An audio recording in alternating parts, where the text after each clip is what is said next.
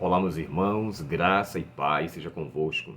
Hoje, na lição de quarta-feira, Orações Inspiradas. Esse título nos faz considerar que as nossas orações, irmãos, elas devem ter uma autoria, elas devem ter um intermediador.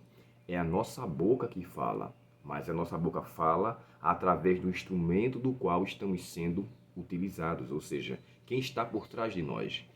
Tem um texto no livro de Isaías 30:21, que diz assim: E o teu ouvido ouvirá por detrás de ti uma voz dizendo: Este é o caminho, andai por ele. Esse é o caminho que devemos andar, pois ele fala conosco.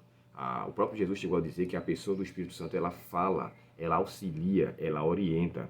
De fato, ele é chamado de Paracletos, ou aquele que consola, que conforta, aquele que direciona. E o próprio Jesus, em outro momento, chegou a dizer assim: E ele vos fará lembrar todas as coisas que vos tenho dito. Então, orações inspiradas têm a ver com a oração que é feita através da pessoa do Espírito Santo. Não é uma oração formal, não é uma oração que é feita simplesmente de forma particular.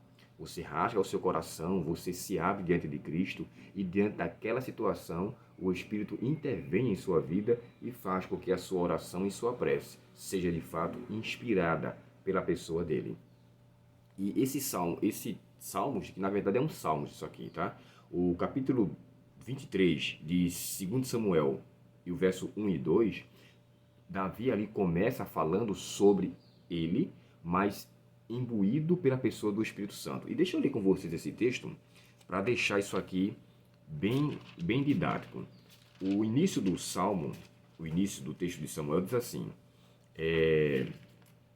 segundo Samuel, eu estava em 1 Samuel, segundo Samuel capítulo 23, e os iniciais dos versos diz assim, estas são as últimas palavras de Davi, isto é o que Davi, filho de Jessé, Davi que foi exaltado, Davi o homem ungido pelo Deus de Jacó, Davi o amável salmista, tem traduções que falam mavioso ou amável. Aqui a expressão fala que ele era amável salmista de Israel. E o verso 2, o Espírito do Senhor fala por meu intermédio. Suas palavras estão em minha língua. Deixa eu só fazer uma explicação aqui bem rápida. Essas não foram as últimas palavras de Davi, como está aqui sendo dito. Embora a gente saiba que as últimas palavras elas têm grande valia. Davi encerra a sua vida dando palavras e ênfases daquilo que ele, na verdade, era um instrumento. Ou seja, era um instrumento do Espírito Santo. No Salmo 51 e o verso 11, ele fala assim, não me retires de tua presença, não me expulses de tua presença e não retires de mim o teu Espírito Santo. Ele tinha uma necessidade de que a pessoa do Espírito permanecesse com ele. E é interessante que, quando eu falei para vocês que essas não são as últimas palavras, no livro de Reis, no capítulo 1, vários versos ali, ele aconselha o próprio filho Salomão para com que ele ande retamente. O capítulo 2 também são as últimas palavras ali de Davi, antes de fato da sua morte. Então, quer terminemos o livro de Samuel e iniciemos o livro de Reis, Davi continua falando através do Espírito, orientando ali o seu filho. O texto de Romanos 8, verso 26 e 27, nos faz lembrar que o Espírito Santo intercede por nós, ou seja, ele fala por meio de nós. Interessante, né? Davi, no passado, ele falava de Deus através dos salmos, e agora, nessas palavras, ele fala por meio de Deus, por meio da terceira pessoa da Trindade, a saber, o Espírito Santo. E diante dessa situação, me faz entender o seguinte, Paulo, quando ele aconselha, né, tanto aos Efésios quanto Judas, ao escrever sua carta, eles pedem para que a oração seja feita no Espírito Santo. Deixa eu ler com vocês aqui esses dois textos. Efésios capítulo 6 e o verso 18 diz assim, orem no Espírito em todos os momentos e orações. Permaneçam atentos e sejam persistentes em suas orações por todo o povo santo. Endossando aqui que a oração deve ser feita no Espírito. E agora, Judas capítulo 1 e o verso 20. Considerando que Judas só tem um capítulo, mas de forma especial aqui, no verso 20, o texto diz assim, Judas 1, verso 20. Mas vocês, amados, edifiquem uns aos outros em sua santíssima fé, orem no poder do Espírito Santo e mantenham-se firmes no coração, no amor de Deus, enquanto aguardam a vida eterna que o nosso Senhor Jesus Cristo lhes dará em sua misericórdia.